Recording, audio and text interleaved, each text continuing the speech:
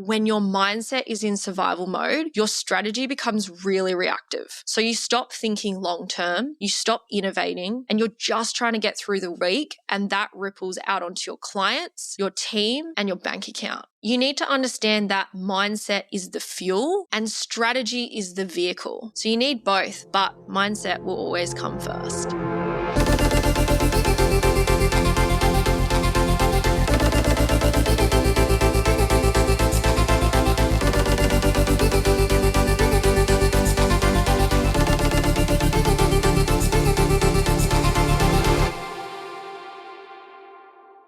Hello and welcome back to the Beauty Industry Leaders Podcast. I'm your host, Sammy Kennedy, and today I've got Elli joining me to record part 4 of our CEO series, where we're breaking down what the smartest beauty business owners are doing to stay ahead in 2026. Today's episode is a big one because we're diving into the financial side of business. This is the part that so many salon and beauty business owners avoid until they reach breaking point. Whether that's getting hit with a massive tax bill that was unexpected, barely covering rent and wages for the week, or contemplating just throwing the towel in and walking away. If you're working your ass off every single day in your business, but your bank account has nothing to show for it, this episode is for you. I know your ego may even be encouraging you to just hit pause and stop listening here, because there may be layers of guilt, shame, or avoidance that come up when you even hear words like finances or money. But I promise you, that's all the more reason why you need to lean into this and make some changes. Before we get started, Elli, instead of doing a personal update for this episode, I'm really curious to know what's been one of the biggest lessons that you have learned in the last 12 months? Ooh, apart from the fact there's been lots of lessons that I've learned, like lots, and some that have been really, it is overwhelming. Like you just said about the finances and whatnot, it can be really overwhelming when you're stepping into things you don't know. But the biggest lesson that I've learned this year is saying yes, even when it felt easier to say no. Like, for instance, this podcast, I was so unsure. I was like, I should not be speaking on a podcast. That's definitely something that I shouldn't do freely. But I said yes, and I feel like it's opened up so many conversations, visibility that I couldn't have comprehended, a level of confidence that I didn't expect. Like, even when a reel will pop out and I'll be watching it, like my husband will he'll be like, ooh, that was sassy, or ooh, that was a big word, hun. I'm like, oh, calm down, type situation. I feel like I said yes to like running workshops with teams, because that sometimes can, I feel like, be really daunting. And even whilst I've been pregnant, continuing to show up as a leader and, help not only me with my performance, but my business owners, the CEOs. Some other things that I've said yes to that I just felt like would have been easier. The last 8 weeks. So really that's 10 weeks out from giving birth, I ended up saying yes to 4 more CEOs for an 8-week stint and just helping them set up their business for success and, proving to myself that you might still be, running at this capacity, but you can do it. So yeah, I feel like saying yes has really brought an expansion and clarity and momentum that I wouldn't be where I am today if I didn't just decide to say yes. What about you, Sammy? Can I just say for a moment, like, one thing that really inspires me about what you've done is instead of looking at your pregnancy as an excuse, I'll start my business after I have this baby, or I can't get it done because I've got this baby coming, just blaming everything on what's happening instead of looking at it as something that can create opportunity. Like, you have turned everything around going, this isn't a burden. This is exciting because it's pushing me to get stuff done. I remember when you came to me, like, it feels like almost a year ago now, and you were like, I know I'm having a baby at some stage, but right now I just want to set up my business so that when that time comes, I can be having income coming in, I can work from home, you know, I've got that flexibility, I can be present with my kids, and like you knew what you wanted. And I think when you did fall pregnant, it just kind of gave you more reason or motivation to keep going. And I think that is something that we should all take inspiration from, because it's so easy to make excuses when we know things are coming up. But I think you can use it as your greatest motivator to get shit done before that time happens, you know? Thanks, girlfriend. It definitely is challenging being a parent and having a 4.5-year-old. Definitely is challenging. But again, if you say yes and you're in amongst it all and you've already proven to yourself how successful it can be, it definitely drives you that little bit more. Tell me what yours are though. What's your biggest lesson? Like you, there's been so many lessons. But I think the biggest lesson for me in this era of my life has been really understanding how to have a better relationship with money. And it's quite interesting because, you know, I grew up in a family with a lot of different businesses we had over the years. So we've had 8 businesses now. And, you know, we've had some that have made a lot of money. We've had some that have lost a lot of money, put us into like $500,000 debt. Like we've just had highs and lows, but a lot more lows than highs, to be honest with you. And I think over time, I kind of would find myself getting into a positive place where like business is going well, I'm making good money.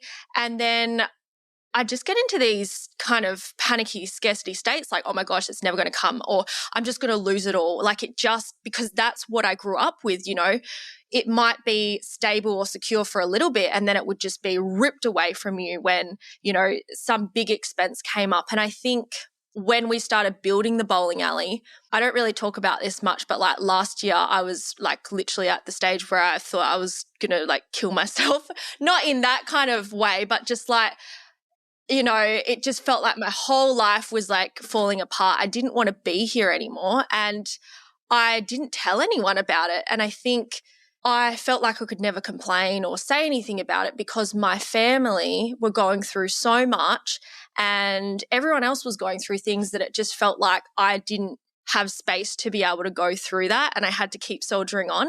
And I had a mindset coach. So I did speak through all of this stuff with her. And what came up for me was, you know, I had a lot of resentment towards my dad because, you know, this $600,000 and 6-month project had blown out to 1.7 mil and it was 18 months and we didn't know when we were opening. And, you know, when you watch the people you love around you struggle so much and it's hard because I'm trying to tune out and think positive, but then I keep seeing this cost of living crisis all through the media. I'm trying to switch off. And I think being surrounded by that, needing to go to friends, family, asking for money, like it was a really stressful time. And I think that breaking point and doing the mindset coaching made me realize what needed to change. And instead of being upset about it and blaming and being a victim, I went, how can I learn as much as I possibly can about changing my situation? And so my mum has a huge scarcity mindset. She's very much, we can't afford it.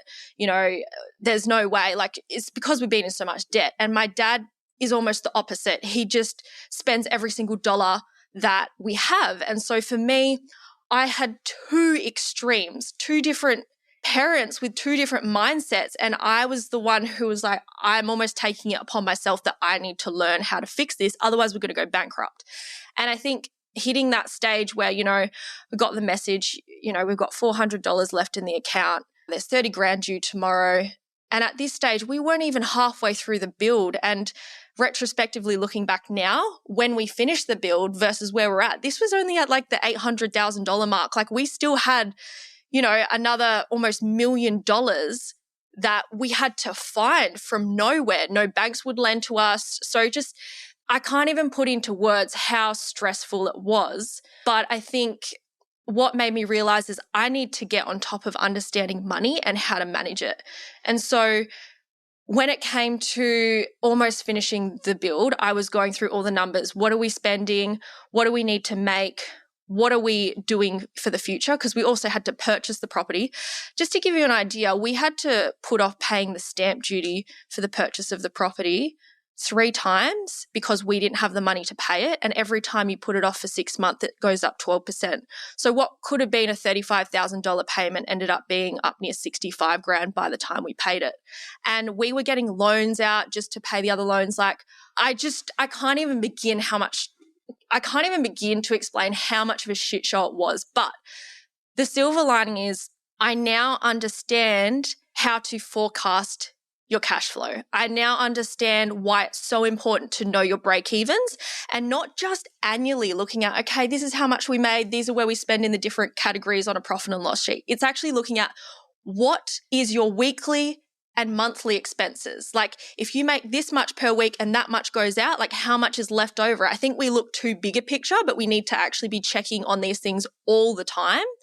And the more you check on it, the more you're on top of it. The other thing is pricing. So I've spoken to salon owners and done profitable pricing so many times. And, you know, there's some people out there who haven't increased their prices for years because, oh my gosh, everyone's going to get upset. They're going to leave me. Like there's all these stories that they make up. And my parents were the same. 12 years, they did not put their prices up once for bowling. From 2012 to 2023, I think. Is that 12 years? 11? Oh, 20. Yeah, I don't know. I think we got it in 2012. It all blurs into one because there's been so many businesses. But up until 2023, October, when we closed, we did not change the prices once. And so can you imagine? Like when I was looking at the inflation between that period, it was like 21%. And it's like, my parents just had no idea about all these finances. And I know I'm kind of rambling a bit here. I'm so sorry. Bottom line is learning the profitability side literally changed my life. And because I created all these tools, these calculators, these spreadsheets that were easy for me to understand, I then was able to take the business from being in essentially so much debt to the point where we've just hit 7 figures. And we're sitting at a 35% profit margin, which is literally feels like a miracle because how many businesses make a profit in their first year? Not many. Yeah. And especially how much debt you were in. Yes, exactly. And like we're on track to hit multi-7 figures by the end of the year. We are also planning an expansion where we're going to have a rooftop bar and a second level. We've got the purchase of the property coming through. Are you ready for this? Are you actually ready for this? Like, I can hear what you're saying and I love all this aspiration, but you're about to get busy again, even more. Oh, it's so we've actually realized that the expansion needs to happen soon because the rules and regulations, council approvals, they just get tighter and tighter every year. There's more red tape. You know, if you try to do this 5 to 10 years, who knows what new laws and rules are going to be out there and which person on their high horse is just going to say, no, I don't feel like letting it because I'm a cockhead. So anyways, you know, for us, it's a huge thing that we need to get this done. And it's not necessarily just to make money. It's to bring the community together. We've seen people who literally have been so depressed and kept in their homes for years with the whole COVID thing, and like being able to have something that they can come to. There's a sense of community. People are switching off their phones for the first time in what feels like forever. Like it's just so engaging and fun to be there. And I think when I look at the whole lesson of all of this, I think I used to associate like profit and money with greed. And I had a lot of shame and guilt because businesses didn't work out, or, you know, maybe there were times where I overspent money and I could have put it here. Like when I spent 50K on that Culty group mastermind coaching thing, and I was like, why did I do that? I hate myself. But I think you can go that way, or you can look at the lessons that come from it. And now I'm doing something that I believe is better than what most accountants would do for beauty salon owners or salon owners in general, because who goes to that level and looks at the numbers in that way? I think accountants, if you've got a shit accountant, like they're just going to do tax compliance for you. If you've got a good accountant, they may do this stuff with you. But for me, I've lived it. I've been through it. And so because I think it came from a place of survival and it was, you know, our family on the line, like my life, my parents' life, my brother's life, like we could have lost everything after we built, you know, and struggled for so many years. To turn that around and now have the tools to be able to help other people, I'm so passionate about it because how many salons out there are operating Mm. without knowing any of their numbers, and they are constantly in a state of fight or flight. Like Nick and I had relationship issues while we're going through that because I'm not home. I'm stressed out. Like I'm sure, like have you and Luke ever had financial issues in your relationship? Oh, wow. My husband is definitely, we're always going to set ourselves up. Always going to set ourselves up. But I feel like we have also been very strategic in the likes of making sure that we never are out of our means. So when COVID happened, we actually built a house and we decided we were building. COVID hit. I remember picking my click and collect home because you couldn't go and see anything. And I'm picking my interior and I find out I'm pregnant in the middle of COVID. And because COVID, the interest rates dropped right down to like 2-3%, everyone was going and purchasing $800 to $1 million homes, $800 to $1 million homes.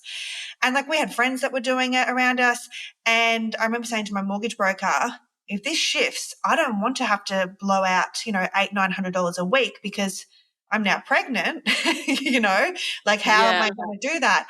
So we kept ours at a reasonable price so that when the interest rates went right back up, we had set ourselves up in a position where we weren't going to. So I think we've always been extremely calculated with our finances, but that's not to say having, 2 properties meant that, there has been financial strain. You've had 2 lots of rates, 2 lots of land tax, 2 lots of mortgages to pay. When the interest rates do rise, there's definitely stress around it for sure.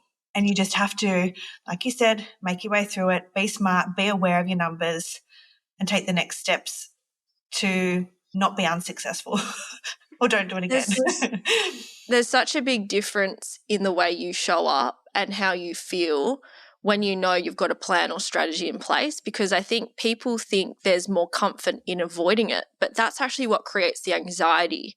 And so when you're avoiding it, you can make it into a bigger thing in your head. It's, it's like when you're dreading having a talk to someone and you're like, oh my gosh, they're going to hate me. They're going to go off at me. Like, how you just create this massive story in your head.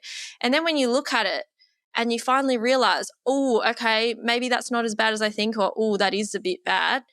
At least you're now aware and you can proactively make changes. And I think it's really interesting when I talk to people about finances, because it is quite, a confrontational thing for some people. It's like financial care is the biggest form of self-care. I think if you look at where you spend your time and money, that shows where your values lie. And so, I've had conversations with people who value investing, and so they're living below or within their means and they're investing all their money. I've spoken to people who have shopping addictions, and it's like they're constantly stressed out about paying their afterpay debt and things like that. Like, you can choose how you want to show up. I think people don't prioritize or have clarity around what they're doing with their money. And so because they don't have a plan, because they don't know how to manage it, or they don't have priorities about their goals, they just spend whatever they have and they live at the effect of those decisions. But Elli, I'm really curious to know, what financial patterns are you noticing across the industry that are holding salon owners back? One of the biggest traps that I see is the cut costs first mentality. Like salon owners often think saving money means choosing a cheap option. But I feel like that can impact product quality, reduce the client's experience. It ends up leading to poor results. And ultimately, it affects the staff retention. It's not cost saving if it costs your trust and loyalty. So I feel like there's a huge gap when it comes to financial consistency. Heaps of owners set vague revenue goals at the start of the year, and then they never check up on them. They never adjust them. They're just winging it and hoping for the best. I feel like growth ends up being reactive instead of intentional. And the only time that they really look at their finances is probably when their accountant hands over their end of financial year report. And, yet again, there's another pattern. I see this overspending without a clear plan, whether it's stock, wages, or even shiny nice to haves. Let's start that last bit again, guys. And at the accountant over their financial year report. Another pattern that I feel like I see is overspending without a clear plan. So like whether it's their stock going, this is the latest micro machine, I'm going to grab it. Or, this new product range come out, I'm just going to go, without testing, trialing, without, even priming your clients to see if that's something that they would be interested in. I feel like wages or just shiny nice to haves. Like there's often no budget or proper income allocated in a place for those things. And I've seen people invest like thousands on equipment or courses, and they haven't done their research. And then when they don't get the return, it's financially and emotionally draining, because now they've got all of this fancy stuff in front of them, but they don't even know what they're going to do with it. So I feel like this kind of stress just ends up snowballing so quickly if there's no financial system in place and there's no one that can hold you accountable other than yourself. I think for me, despite all the financial tools and strategies you could possibly give someone, a lot of it comes to the mindset. That's one of the biggest things that I see holding women back financially, is this deep-rooted belief that they're not worthy of charging more or receiving more or being able to hold that space for money.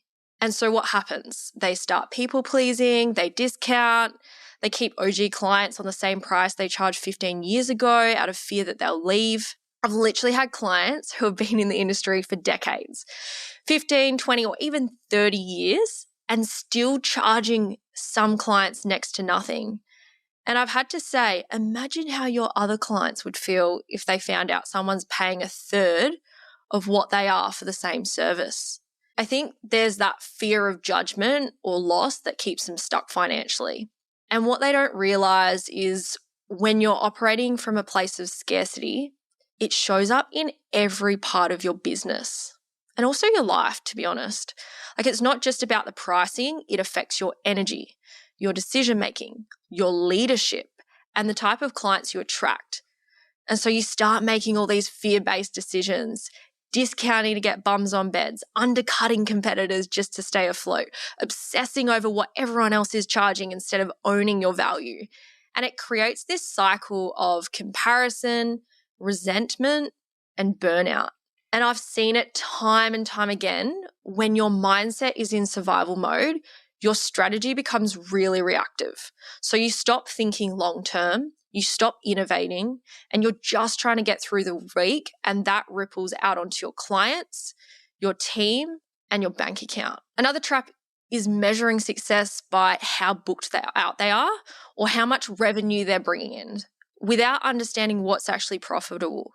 So they undercut, they copy pricing off competitors or reps, and they're not calculating the real cost of delivering the service by incorporating in their unique overheads. So from my own experience and observations, I've found that a lot of industry standard prices don't actually cover the true costs once you factor in overheads. So they're charging what they think they should, but at best they're just scraping by. And at worst, they're losing money.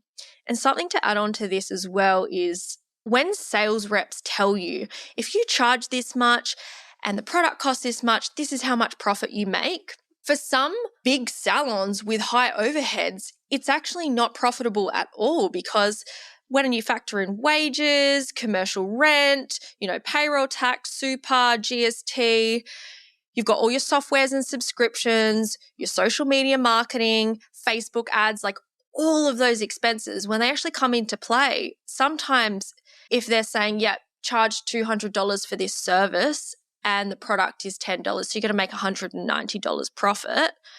Like, once you figure out your operating break-even cost, that operating break-even cost might work out to be $150 to $160 an hour. And then you add tax in and you add GST, and you'd be lucky to even be left with, 5% profit. And the third one is probably the biggest misconception, is this idea that revenue equals profit. It doesn't. Just because you made 10K this month doesn't mean you keep 10K. You've got to factor in your expenses, wages, GST, tax, inventory, softwares and subscriptions, like everything I just mentioned before. And you know what? Like 99% of salon owners don't have a system in place to allocate that money intentionally. You know, when I I'm might even working, tell you something. I actually asked a client today, I said, have you done your break even? And she was like, no, I haven't. It's just too much for me. I said, so how do we know, although, yes, our revenue is growing, how do we actually know where, like, if your break even is, like, you're profitable? And this is how she read it. Well, in my bank, I used to buffer it, you know, this much money, let's just say 50,000. yeah. And it's gone up. And I was like, this is great. I'm glad that you're seeing that. But we can't just base it off that, can we? Oh, it's a real thing. And maybe this is a bit more common with sole traders, especially at home businesses. And there's nothing against them at all, but I'm just saying when they haven't been exposed to running a business or seeing how other people run businesses or had financial literacy, sometimes they just have one bank account and money gets paid into there, they pay it out, they're spending their personal things from that card, they're spending things on the business, and they don't have a separate bank account for tax. They don't have a separate bank account for GST. So they think they have all this money and then tax time comes around and it's like, this is how much you owe. Or even worse, I've had some people say, oh, I don't have to pay tax. Like I'm in the tax-free threshold. And I'm like, so can you live off $18,200 or less per year? Is that reasonable for you? Like you'd honestly make more money working for someone else than you would working for yourself at that stage. And I think this is why I love the profit first approach, because it really flips the script. Instead of spending what you make and just hoping that something is left, you pay yourself first and then you work within the boundaries of what's left. And I know if you're hearing this for the first time, you're probably thinking, oh, but I can't do that. I don't have money left over. Like, easy for you to say. But if you actually think about it, if I gave you $100 and you didn't have a plan for what you did with that $100, you would spend it. But if I said to you, here's $100, make sure you pay yourself $20, and you had $80 left, then you would go, okay, well, I only have $80 to cover my tax, GST, and expenses. So you factor in your tax, you factor in your GST, and then you're like, okay, well, now I only have, I don't know, $70 to put towards my expenses or whatever it is. And you learn to manage that money. But if you're always paying everyone and everything else first, then you're never going to have anything left over.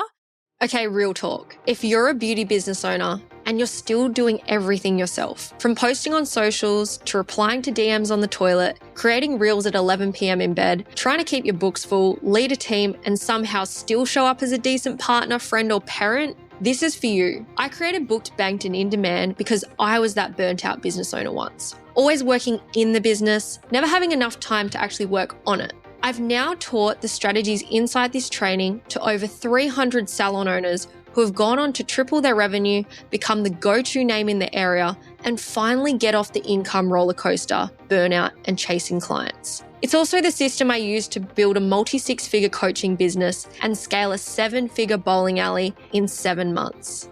Because once you know how to attract clients, convert leads, and create consistent cash flow in your business, it works anywhere. Inside Booked, Banked, and In Demand, you'll learn how to attract dream clients on autopilot with the content that consistently fills your calendar, lock in 90% plus rebooking rates so your income isn't riding a roller coaster every single week, and delegate the back end to a VA so you can step out of burnout mode, reclaim your time, and focus on doing more of what you actually enjoy, whether that's growing your business or taking a damn holiday that you know you deserve. So if you're tired of doing it all and ready to get more clients, make more money, and finally have more time freedom again, this is your sign. Click the link in the show notes and let Booked, Banked, and In Demand be the last training you'll ever need. So I think if you don't give every dollar a job, you'll spend it all. And like, have you heard of Parkinson's law? It's basically like, they use it in time for productivity, but as if someone gives you a task to do, you'll take as long as they've given you to get it done. It's like when you're at uni or you're at school or even in your normal life and it's like, yep, that's due in 2 weeks, and then you decided to do it the night before. But if I said, hey, it's due tomorrow, like you get it done. It's the same thing with your money. Your expenses will always rise to match your income unless you get strategic. And at the end of the day, profit is the oxygen of your business. Without it, you can't pay yourself, you can't reinvest in growth or breathe easy when those unexpected costs come up. And I think as well, when we look at profit, for some people, they might associate greed with profit, or they might think that people who have lots of money, they're assholes or they're greedy. That like there might be all these really negative stories that you have attached to money, and that's based on your childhood. That's based on the beliefs that have been given to you. But I want to shed light on what it's like from a positive perspective when you have profit. Like when you have profit, you can pay your team well. You can retain your staff because you give them a good wage. You can go and take them out for dinners. You can do incentives. You can invest in training so that you can continue improving. You can offer a better client experience. You can retain clients for longer. Profit isn't just about, hey, I go on all these fancy holidays all the time or blow it on, cars and all of that. It's actually about what it can bring to the business. What are your thoughts on that, Elli? Yes. The more that you can build profit in your business, the more you can better your business, because you will put it back into your business. That's what your passion is. That's what you love. That's what you want to do. And especially when you have a team, like the business owners that I work with, they love their teams so much, and they only want to provide them the best workplace. Like they didn't open up a business based off of what they love to just pay people to go home. Like they want them as invested in their business as they are, to a degree, obviously, but they want to be able to put back in their pockets 10-fold. So for the person that's listening right now and they're sitting here going, holy shit, that's me. I know I need to change things, but it's so overwhelming, which is half of my clients when we first start talking. They don't even know where to start. Do you think that it's more important that they focus on the strategy, because we've spoken a lot about that, or that they focus on the mindset first? That is such a powerful question. And honestly, I think a lot of people will resonate with the exact feeling of, I know I need to change, but I'm so overwhelmed, I don't even know where to begin. Like, I think I spoke about this on another episode, but, I was talking to another consultant in the industry, and one of these hairdressers had $250,000 tax debt, and she was setting up a plan to help her pay it off, and she ended up ghosting her, and she just said, nah, it's too much. I just don't want to do it. And it's like, that's how overwhelmed some people get with this stuff. But for me, I think it's even more overwhelming to just avoid it and let it keep getting bigger and bigger. And also, I'm not perfect. I have this debt, right? My student debt from my degree that got cancelled. And it's like, honestly, the biggest thing I hold resentment towards in my life. I've got this real frustration, but I try to let it go and be positive because it's put me into this career and I get to do this podcast now. So positives, but oh my gosh, every year at tax time, I can see it gets adjusted for inflation, and like my 40 grand turned into 42 and now it's 45 grand. And I'm just like, oh, I don't want to pay this debt off because I didn't even get my degree. But it's so easy to just want to avoid it. But now I'm sitting there and going, okay, well, if I want a house, how's that going to impact me going for a loan? Okay, what would I need to do to start paying it off to show that I'm doing it? So I think even if you have something that's over your head like that, especially debt, and this is what happened with bowling, you also need to realize that, hey, you don't have to pay it off overnight. Sometimes that's unrealistic. But if you had a plan to even just start putting a little bit aside, you're getting closer towards your goal of paying it off than just avoiding it and not doing it at all. So to tie back into your question, I genuinely believe that lasting change doesn't start with strategy. It starts with your mindset. And more specifically, it starts with your identity. So what I mean by your identity is like who you see yourself as, how you identify. Because if you try to change your habits without changing the way you see yourself, you'll eventually default back to the same old patterns. So you can go download all the budget templates in the world, map out exactly where your money should go. But if deep down you still believe, I'm bad with money, or I never have enough, you'll sabotage your own progress, not intentionally, but because it doesn't match who you believe you are. And that's the real trap. Like you'll do the work for a little while and then that voice creeps in, the one that plays the victim or reinforces those old stories. And suddenly you're off track. You're avoiding your finances, you're blaming external things and wondering why nothing's changing. And I think we all need to remind ourselves that your past doesn't define you. You don't have to let your past equal your future. You can shift your identity by finding evidence of when you've been good with money. Like, you cannot tell me that there hasn't been a time you were good with money. You know, it's so easy to focus on all the negatives, but if you've got a limiting belief or something that's blocking you, the easiest way to break through that is to actually disprove that. Like, look for the evidence of times where you have been good. Maybe you saved for a holiday. Maybe you saved up for a car. Maybe you had a really profitable month and you made some smart decisions. Maybe back when you were a kid and you got given pocket money from your parents, you would budget all your money so you could buy lollies. That was me. Like, that proof matters. And when you start to focus on the wins, no matter how small they are, no matter how recent or how far away it happened, like, you get to build the new story. You shift from I'm bad with money to I'm someone who values money, someone who respects it, someone who feels confident managing it. And most importantly, someone who believes they deserve to receive and keep it. If you don't think you're worthy of receiving money, guess what you're going to do? You're going to try get it out of your life as quick as you can. Spend, spend, spend. But if you believe that you're worthy and you deserve this money and you deserve it to grow into something bigger, what are you going to do? You're going to either hold on to it and save, or you're going to invest in something that's going to bring a bigger return. Because when your identity shifts, everything else shifts. You make decisions from a place of ownership, not avoidance. You stop being a victim of your finances and start leading with clarity. And from there, your habits change, your results change, your entire future changes because you did. And it's not about choosing mindset or strategy. I honestly believe that both go hand in hand. You need to understand that mindset is the fuel and strategy is the vehicle. So you need both, but mindset will always come first. Do you feel like that plays a little bit on manifesting as well?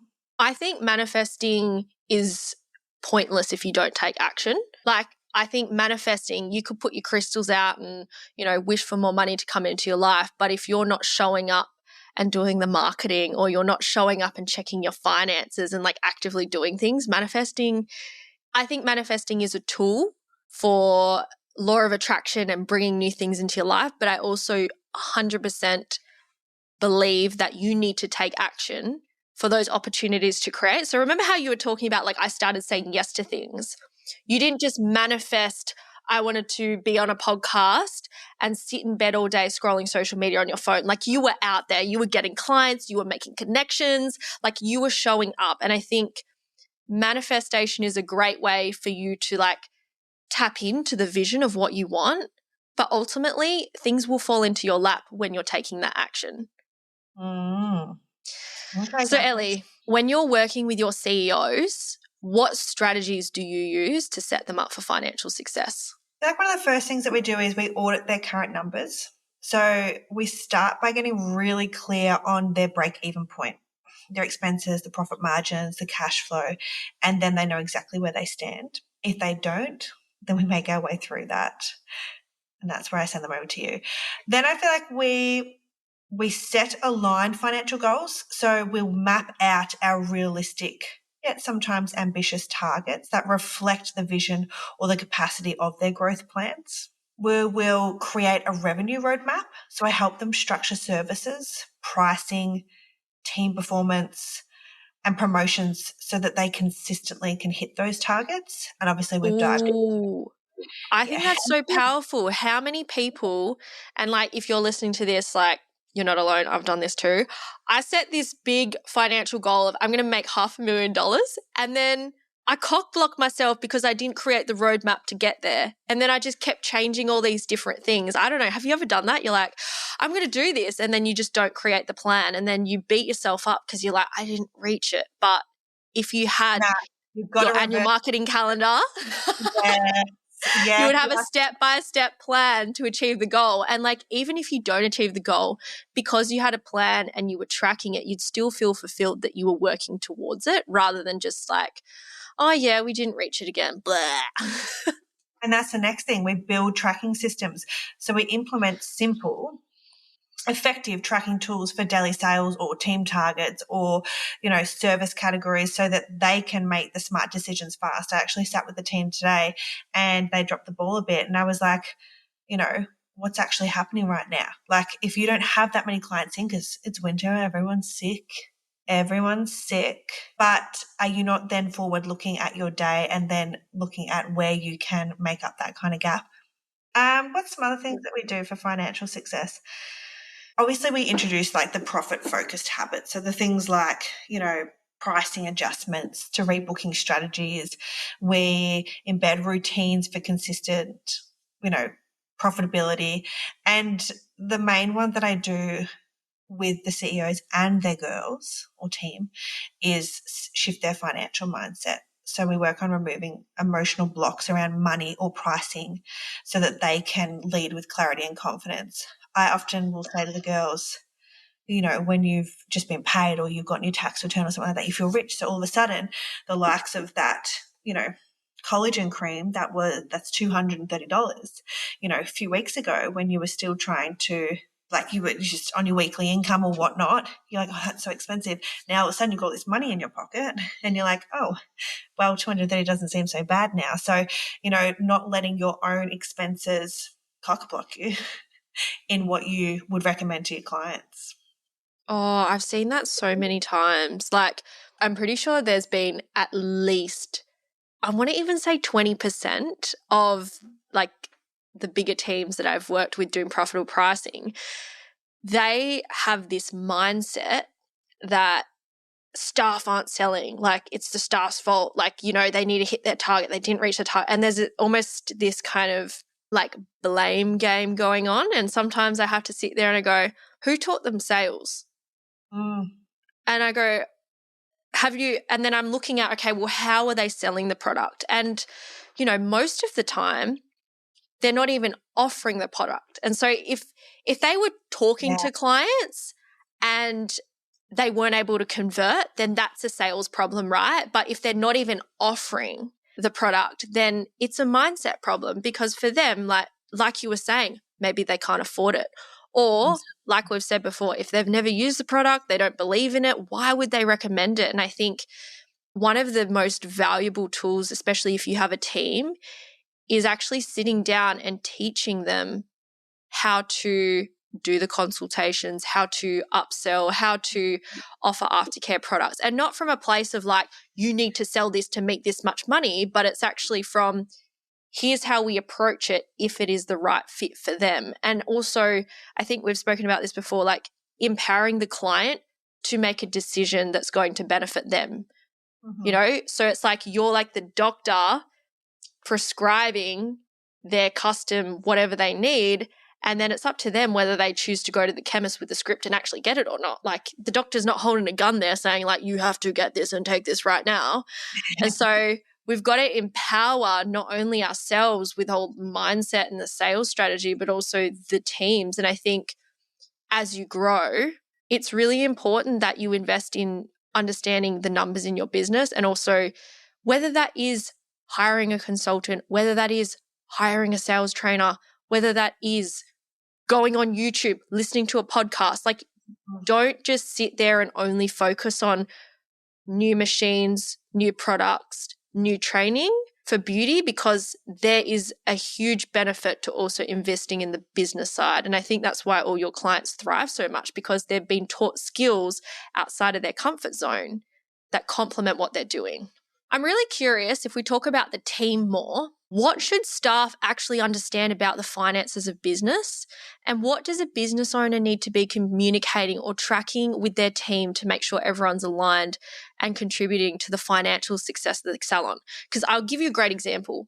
When we had our manager on, which we've now gotten rid of, my parents were really uncomfortable at sharing any of the finances with them.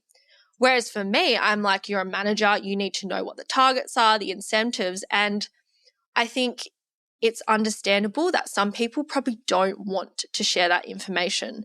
So I'm really curious, like, do you think that sharing that information can be a good thing? Can there be bad things from it? Like, give me the down low. Most business owners that I come to, when I say to them, let's not keep our team in the dark and be open with and transparent with the team about what we require to be financially stable in this business, scares the absolute shit out of them. Like, because they too haven't taken necessarily into consideration the likes of the profit margins, the costs and goods, They think that if they tell their staff, this month we made 100,000, the staff are just going to sit there and be like, oh, and God forbid you walked in with a new handbag, because that must just be the money that we made, right? I am really big on being transparent, and I encourage owners to be transparent about their core costs of running the salon and things like rent, wages, stock, utilities.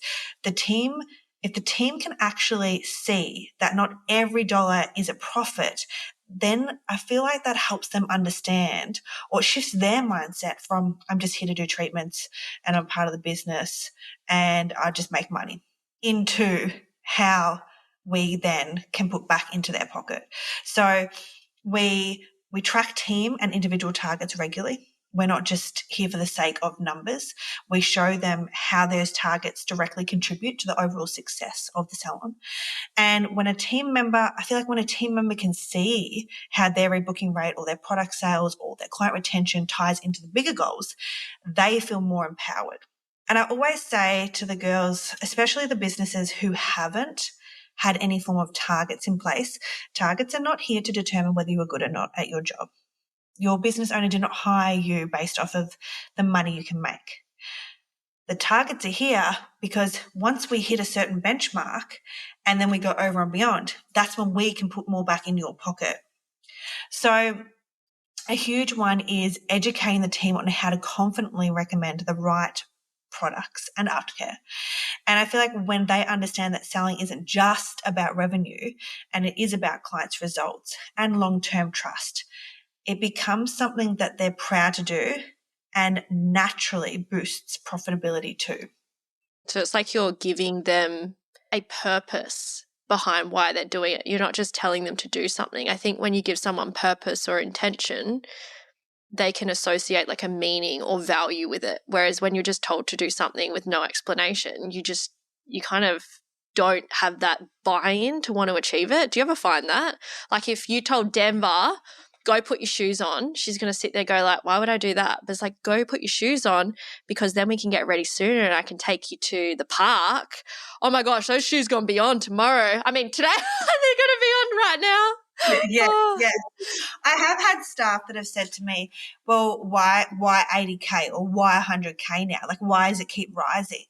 And I'm like, okay, well, this month you asked for additional stock, or you wanted to test and trial a new product, or you asked the business owner to market more on this, so she put more marketing money into this. Or, there's numerous things that just go over the top of their head. When you're not a business owner, you're not thinking like that. And once we just hired that new social media marketing, and guess how much that is? Like 3 to 5K a month. Okay. Like, for them, they will never know unless they go to run their own business, unfortunately. Or you're just transparent with your staff. Like, I would love to do that. That means we're going to need to hustle a little harder this month. And again, wherever you go over and beyond, I don't think target should ever just be a thing. Like, you should always incentivize your staff. But yeah, I think just being transparent opens up the doors to staff who are more, what's the word I'm looking for in my baby brain state of mind, appreciative of when it does come back to them. Do you know what is hard though? I have had a friend who, she's a great boss. Like when she was running her salon, she really looked after the girls. She took them to Bali. There were times where she took them out on the boats and stuff. And despite giving them incentives, she actually got kickback from the staff because they're calculating their bonuses and their incentives and they're on the back and they don't even appreciate the things that she was doing. It was actually to the point where they were just expecting them. And this isn't going to happen all the time, but I bet there's probably someone out there listening saying, hey, I've actually been doing this stuff, trying to help my team. And some of them are just ungrateful and they're like, what's the point?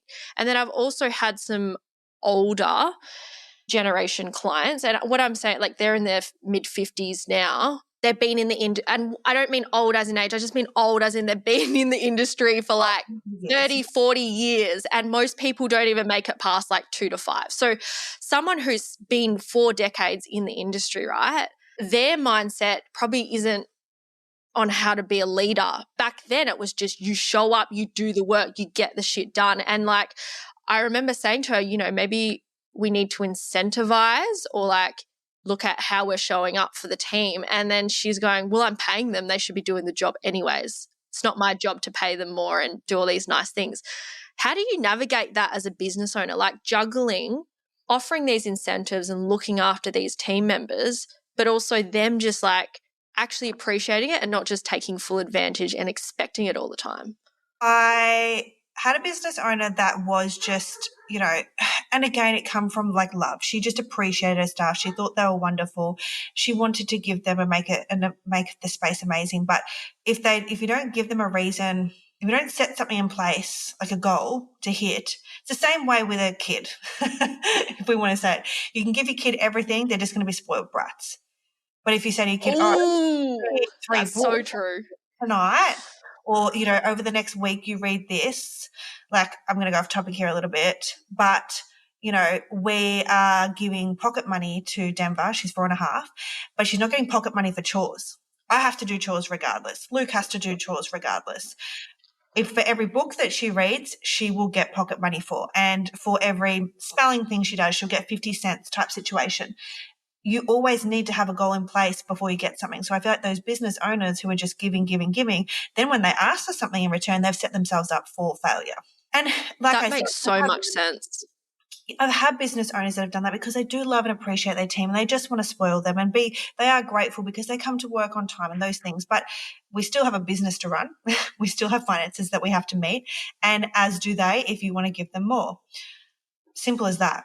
Before, like, I know we're probably like chatting way too much this podcast, but Sammy, can you give us a deeper look into what we're going to be teaching at the retreat when it comes to mastering numbers and how specifically it's going to help salon owners take control of their finances and grow with confidence? So basically all the problems that you're hearing in the industry, we are here to help you solve them, because I don't believe anyone should be living in financial hardship or undervaluing and undercharging and just running their business in the dark with that level of stress and avoidance and guilt and shame. Like, I want to remove the negative emotions you associate with money, that avoidance, that fear, and I want to replace it with confidence and control. So you'll learn how to price for real profit, track your cash flow with confidence, and finally understand your sales reports and KPIs so you can make smart strategic decisions without the stress.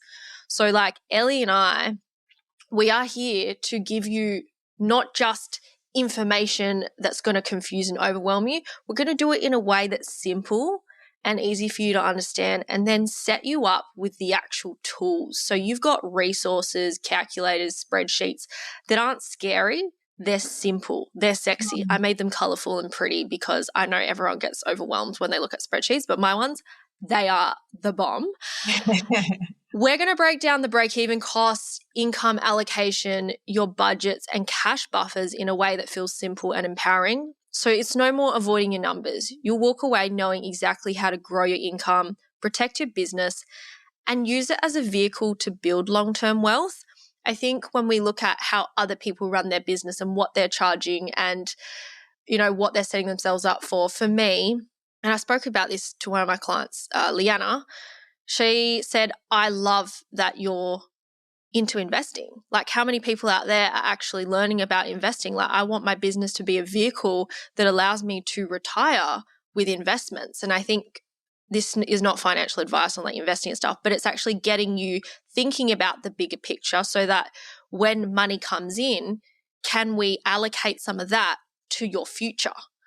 so that we're not spending every single dollar. Like whatever you choose to invest in, can we start building the habit where you pay yourself a good amount? Can we start building the habit where you start setting aside your money for tax and GST so you're ahead of your finances and you feel like, wow, I'm on top of this. Oh, I've got a little cash buffer here. I can treat myself to that thing without feeling guilty because I deserve it and I did the work to get here. Like, honestly, it's going to be incredible. And I think if you're someone who always holds yourself back and says no, or you sit there and go, oh, like I'm not that type of person, you know, so many people feel that. But I think you have to be realistic with yourself and say, do you want to be in this same place, 6 months from now, 1 year from now, 2 years from now, 5 years from now? Or do you want to make the change so that you set yourself up for success? Because when you see people going on those holidays or you see people treating themselves to something nice and you're sitting there going, why is it never me? It's because they chose to learn how to manage their money. Like that's what we're here to teach you. We're here to teach you what you didn't get taught at school. Yeah. I see all these courses, especially in the beauty industry now, where people are jumping into training and education saying like create financial freedom. Like, I'm sorry, they are not going to teach you financial freedom. Those courses are there to teach you a skill to make money in business. But we're here to teach you the financial management in business to get you to where you want to be in life. Sammy, are you going to tell us who the guest speaker is that's going to be joining us? So our guest speaker for the day on All Our Finances is going to be Tara Shaw. And if you haven't listened to the podcast episode with her, go and listen to it because she is incredible. What she's going to be presenting on is how to create profitable, predictable revenue through memberships. So her and I have spoken about this a lot, and what I do with profitable pricing actually complements what she does with memberships because I'm not a memberships expert. I couldn't tell you the first thing about them. I understand how to do them for coaching and I know how to do it for gyms and all of those things because I have a couple PT clients. But when it comes to beauty, she is the GOAT. And if you've struggled with cash flow roller coasters, inconsistent client retention, or the pressure of always having to attract new clients, this workshop is going to be a total game changer because she has 20 years of experience in the aesthetic industry. She scaled 2 successful clinics with a team of 17 therapists. And she did it by turning one-off clients into loyal long-term members using a bulletproof membership strategy. Like she's the first person that came up with memberships in the industry. And because she has been implementing this longer than anyone else, she knows what all the roadblocks are, what the little tips and insider secrets are. So she's bringing that to the retreat. And I thought, wow, who is a better person to take all our financial knowledge of like, here's how to set it up and then finish on a high with, okay, now that you've got all these tools, how do you create the consistency in cash flow? Because when you got consistency in cash flow, managing your money feels a lot easier because you know where everything's going. So she's going to teach you why most salons are sitting on a gold mine, but they don't even realize it, the exact retention systems that helped her clinics grow without burnout, how you can introduce, price, and position memberships for predictable monthly revenue, why rebooking isn't enough and what you need to focus on instead, and how to build a loyal client base that stays, pays, and refers. So if you're serious about creating sustainable success and scaling without the stress, this is the workshop you don't want to miss. I'm ready for Tara Shaw. That's all I can say. Look, guys, that's a wrap on part 4 of our CEO series. Thank you so much for tuning in. We would love to personally invite you to join us at the Beauty Industry Leaders Retreat. And if today's episode hit home and you're ready to finally feel in control of your money, pricing, and financial strategy, this is your chance to step away from the daily grind, put a cocktail in your hand, and build a business that actually works for you. Come spend 5 game-changing days with us, surrounded by like-minded salon owners, powerful conversations, and expert guidance. I swear you will walk away with real clarity, profit plan you actually understand, and the confidence to make smart, strategic decisions that fuel long-term success. If you don't know already, you can register your interest now via the link in the show notes. Spots are limited And to be honest, they have been filling a little faster than we anticipated. So if you know you need help and you're pricing now, cut. So if you know you need help with your pricing now, you can also book a profitable pricing consultation with Sammy. You'll find that link also in the notes too. And we would love to see you inside the retreat and support you to step into your next level. Thank you again for being here. Sammy and I are nothing more than chatting to you guys, and we'll catch you in part 5, the final episode of the series. Have a great week. I cut you off. That's okay. All right. Audience exclusive.